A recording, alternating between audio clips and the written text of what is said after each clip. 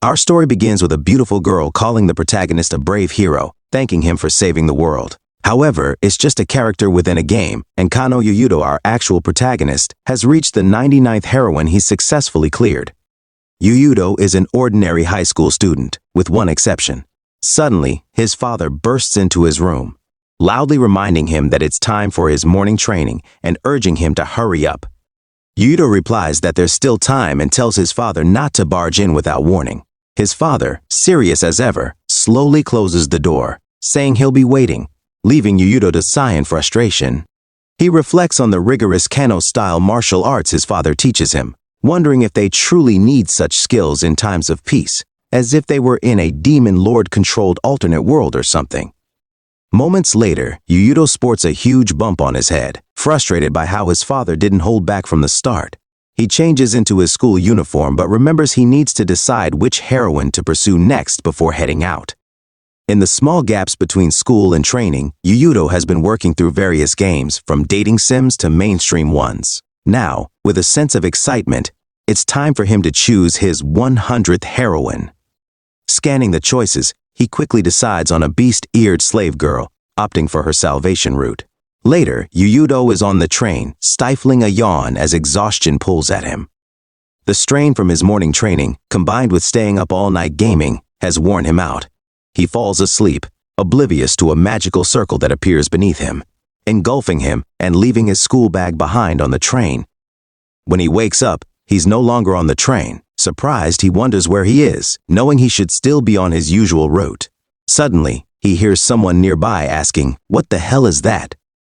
Turning, Yuyudo is shocked to see a boar in a human body, along with other animal-human hybrids surrounding him. Bewildered, he wonders who, or what, these people are.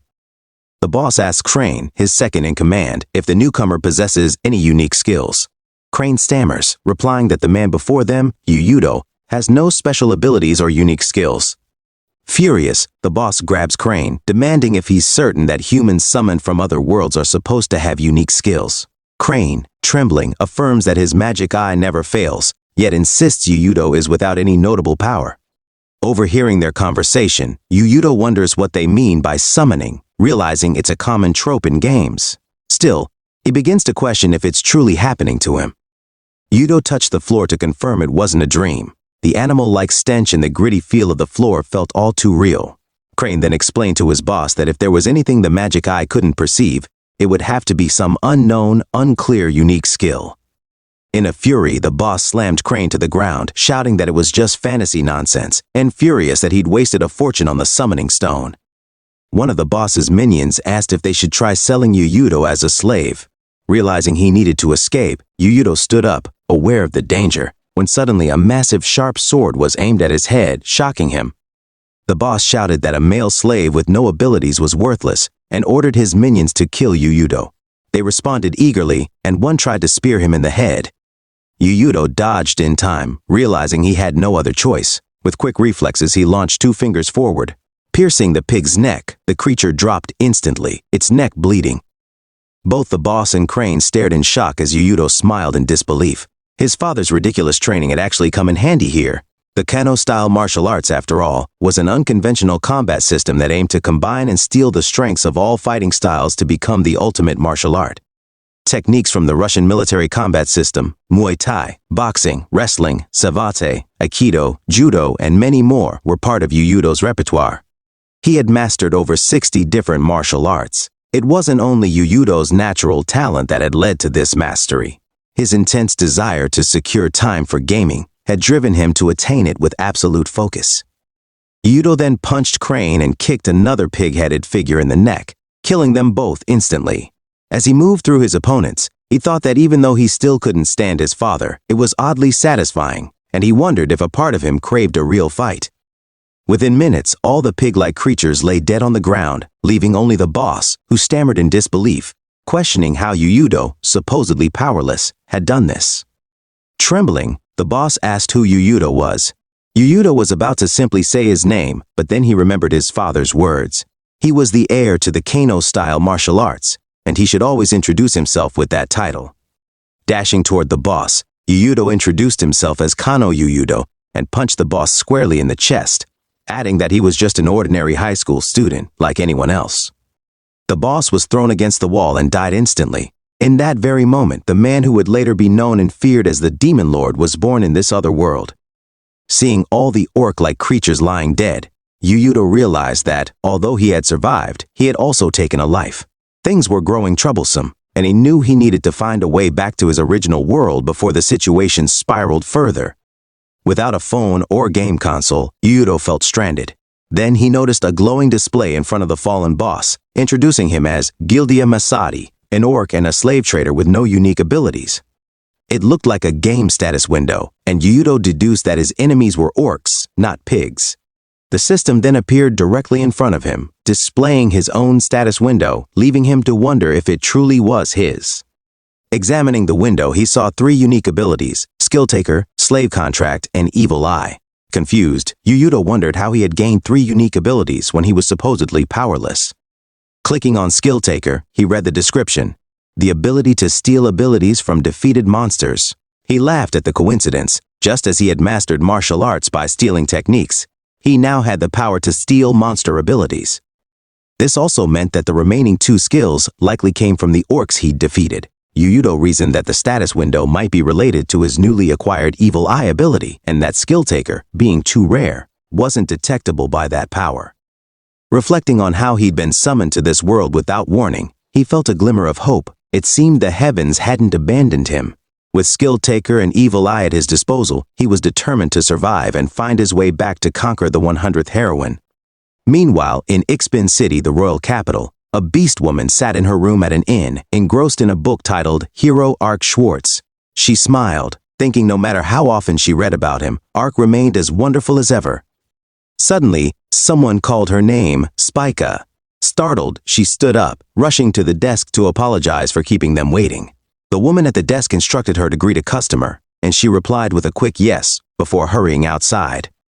As she went, Spica found herself wondering if, one day, a strong, handsome man with black hair and black eyes would appear in her life. At the same moment, Yuyudo, who fit that exact description, continued exploring this unfamiliar world, finding something useful from the orcs he had defeated.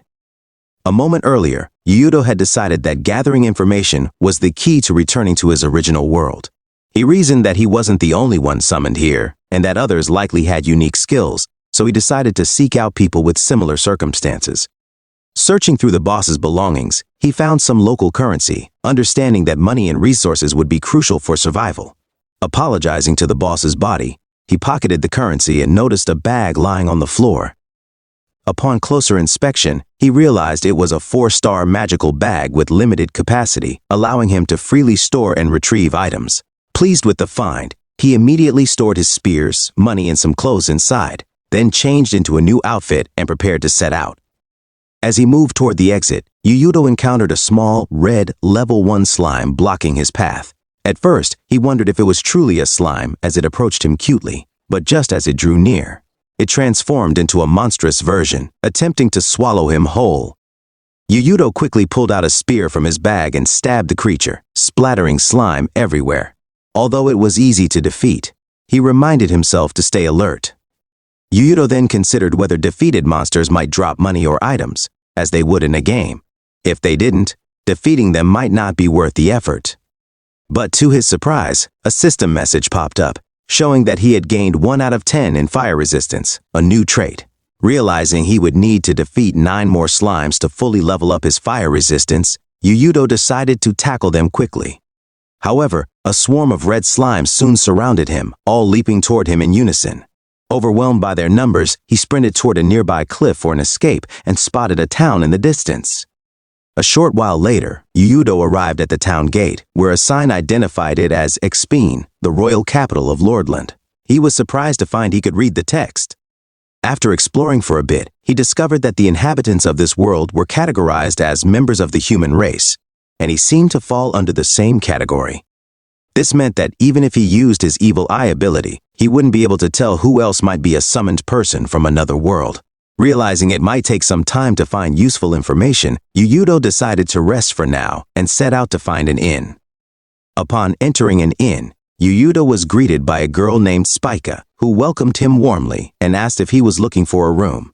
Using his evil eye, he saw that her full name was Spica Brunel, a member of the lichen race, with her occupation listed as maid and no unique abilities. Surprised to see a beast-eared girl, he noted how cute she was as she informed him that the room rate would be 400 Ria per night and asked for his name. After giving his name in pain, he followed her down the hall, still noting her charm but also noticing her tattered clothing. Yuyudo wondered if she was so poor that she couldn't afford proper attire, finding it a shame. Spica guided Yuyudo to his room and mentioned that she would bring him breakfast in the morning, wishing him a pleasant stay. Entering his room, Yuyudo was surprised to find it equipped with only a simple bed. He briefly wondered if he should have picked a better inn, given that he chose this one on a whim, but decided to lay down anyway. It had been a long day, and he was exhausted, yawning. He thought about how, at least here, he wouldn't be woken up for training and could finally relax. Hours later, Yuyudo awoke to someone repeatedly calling his name. Startled, he opened his eyes to see his father standing there, fuming. His father swung a fist at him, shouting that it was time for training and that he needed to get up. Shocked, Yuyudo suddenly jolted awake again, realizing it was only a dream and that he was still in another world. Frustrated, he sat up, wondering if the strange dream was due to the uncomfortable bed, and considered again that he might find a better inn next time. Just then, someone knocked on his door. Opening it, he found Spica, who cheerfully greeted him and informed him that she'd brought breakfast. His decision to find a new inn quickly faded as he noted again how cute she was. Spica set the breakfast on his table as he reflected on his dwindling funds and the need to find work soon. He mentioned to her that he was looking for work in town and asked if she knew of any good places. She confirmed, surprised, and asked if he meant he was truly seeking work. Yuyudo replied confidently, mentioning that he practiced martial arts and thought he was quite capable. Excited, Spica suggested the Adventurers Guild, explaining that adventurers accept quests and earn rewards, often involving monster hunting. Remembering similar mechanics in games, Yuyudo realized that joining the guild could allow him to earn money while improving his unique skills, abilities, and traits. Grateful for her advice, he handed her a coin. Spica's eyes widened when she saw it was a silver coin worth 1,000 Ria. She asked if he meant to give her an iron coin instead, worth only 10 Ria, but he assured her it was no mistake. Blushing, she admitted that the silver coin was equal to an entire week's wages. Yuyudo hesitated, wondering if it was too much, but decided to insist. He told her to keep it, explaining that it would be awkward to take it back. Spica shyly tried to protest, so Yuyudo suggested she use the money to buy herself some new clothes, telling her she was cute after all. His words left her stunned, her tail wagging as she tried to hide her blush. Surprised, she asked if he truly thought she was cute, to which he simply replied, yes, covering her face bashfully. Spica couldn't believe she was being complimented by someone who resembled Ark Schwartz, the hero who had saved Triwide 500 years ago. She felt flustered receiving such words from someone with the same black hair and black eyes as her childhood hero. After finishing breakfast, Yuyudo put on his coat and headed out, telling Spica he was off to the guild. She wished him well and shyly called him by his name, Yuyudo. Later, Yuyudo arrived at the Adventurers Guild, noticing the bustling atmosphere.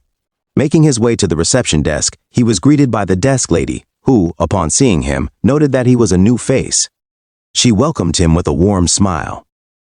That's all for now, guys. Happy holidays. See you on the next upload.